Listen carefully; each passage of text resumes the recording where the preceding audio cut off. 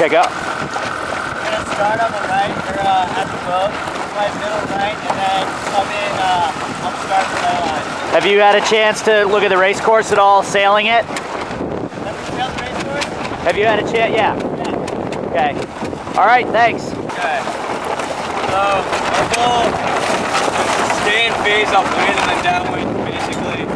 Just play the ships kind of on the reach by heading up to the lulls and going down to the pond. Okay. Basically just to own everybody, so. Got it. All right, well, that's an interesting strategy. Thank you. Okay, what do we have here? Alex and Terry. I guess we're just trying to keep the boat as flat as possible, and we're not really trying to bank on the corner, but stick with the fleet instead of leaving them too much, because we be shifting and coming off the winds. Yeah, I agree. Have you had a chance to sail the race course? Did you get out here early? Yeah. And you noticed a few things, maybe?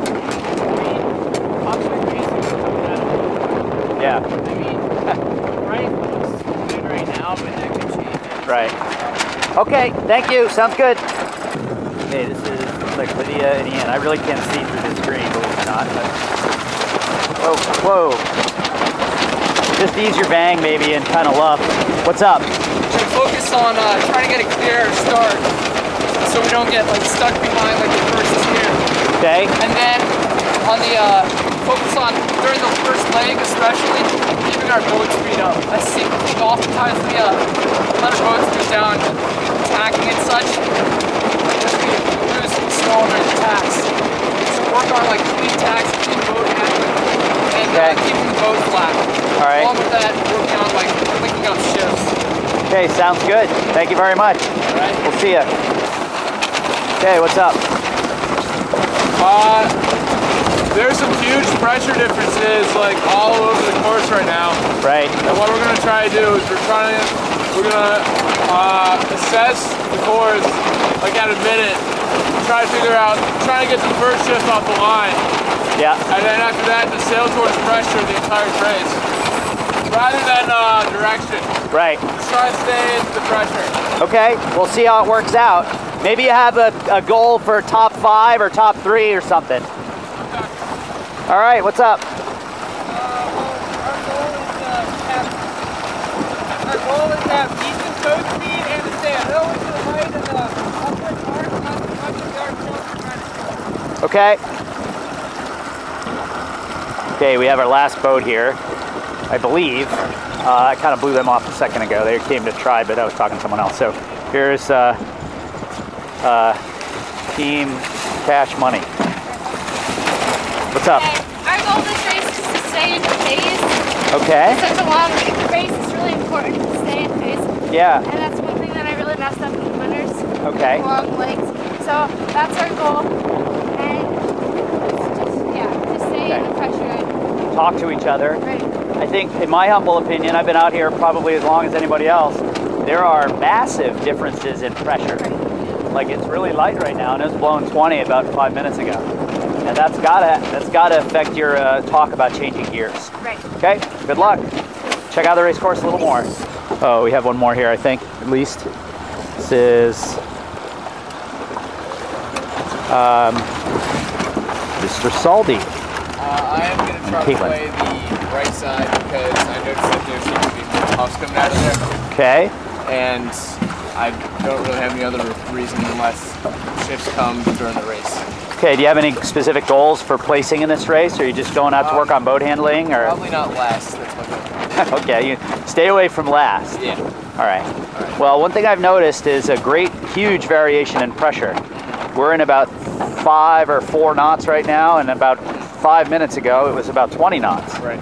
Now that's got to affect how you trim your sails and how you shift gears. You know, Caitlin's just getting here this week, so you guys obviously need to work together a little bit to kind of get up to speed. Right. But get out there and we'll see you.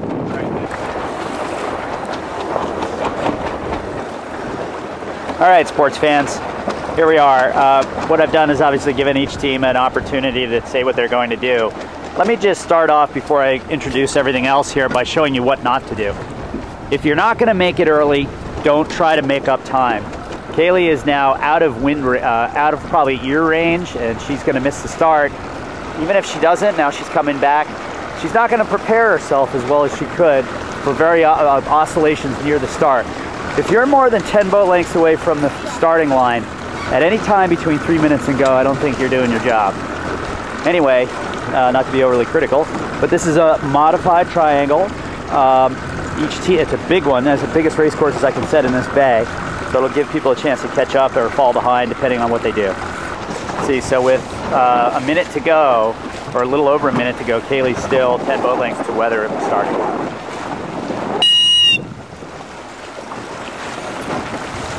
Tendency for a lot of youth sailors is to starboard approach it, which is not a bad idea. But the port approach for me is like my loving thing. I really like that, and we don't do a lot of it. As you can see here, everybody's kind of stacking up. At some point, I'll have to talk about the port approach a little more.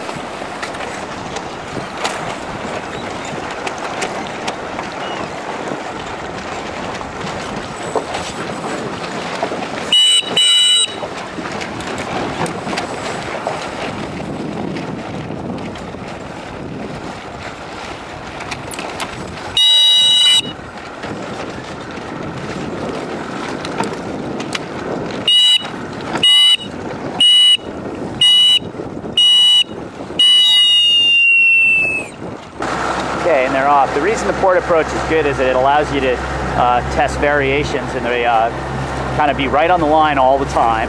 And if there's a quick left shift, you can get over there.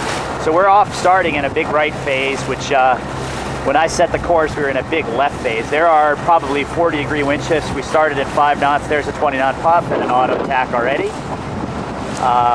So Ian's fallen behind. He's got if he's totally overpowered, ease that jib. That jib does look pretty eased, actually. There's a auto roll. See, now this is not as prepared as we could be, but this is big wind.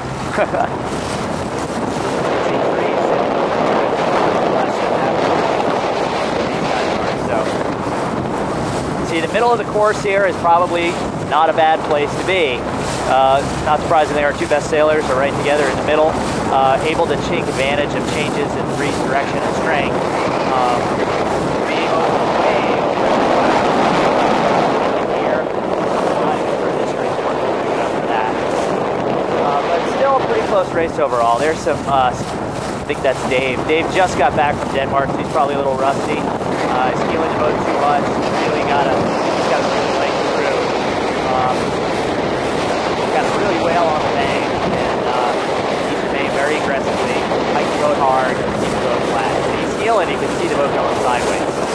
Same with Salty. The thing is, they're both kind of doing it. If you contrast that to boat 1 and 2 over in the corner there of the video, you can see they're much more stable. So Salty really needs to tack here, like now. Now, he needed to tack a while ago. He's sailing in bad air and kind of living slow. Dave has already pinched him off. But everybody wants to go right here. There's a nice puff over here that no one's going to get.